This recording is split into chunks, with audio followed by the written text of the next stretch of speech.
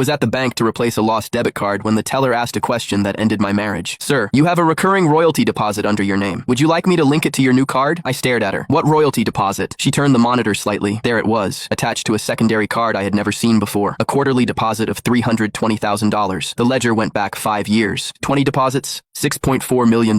For a moment, the bank lobby went silent around me. I could still see my wife, Lauren, standing in my lab 5 years earlier with a stack of incorporation papers in her arms. You only know technology, she had said, smiling as she tapped the signature lines. Let me handle the business side. At the time, I was living on cold coffee and 18-hour design sessions. I barely read the documents. I trusted my wife. I signed where she pointed. After that, I became a special technical consultant at the company built on my own hardware designs. Lauren handled the finances. Lauren handled clients. Lauren handled licensing. Whenever I asked how Vesper Technologies was doing, she kissed my cheek and said, barely scraping by. Don't worry your brilliant little head about it. Every month, she gave me $1,200 for personal expenses and told me we had to be careful. Now I was looking at $320,000 every 3 months, quietly deposited under my name into an account I did not control. I took one slow breath, link it to my new card, I told the teller, and route every future deposit directly into my personal checking account. 5 minutes later, it was done. By 7 that evening, I was standing in Lauren's home office, opening her laptop. It took 3 tries to guess the password. Her birthday. She had never been as careful as she thought. The emails told the story better than she ever could. 7 major licensing agreements, all based on my hardware designs, all signed through Vesper Technologies. The contracts called my patents company assets, but the signature line belonged to Lauren Evans, not me. I kept scrolling and found the second story, Kevin West. At first, his messages were professional. Licensing fees, foreign clients, investor introductions. Then they became warmer, then intimate. I found photos from Paris, Singapore, Dubai, Lauren leaning against him in hotel bars, her hand on his chest, smiling in a way she had not smiled at me in years. Every trip she had called investor relations had a different backdrop and the same man. 5 years of stolen work, 2 years of adultery, and all I had received was a monthly allowance and a pat on the shoulder. At 2 a.m.,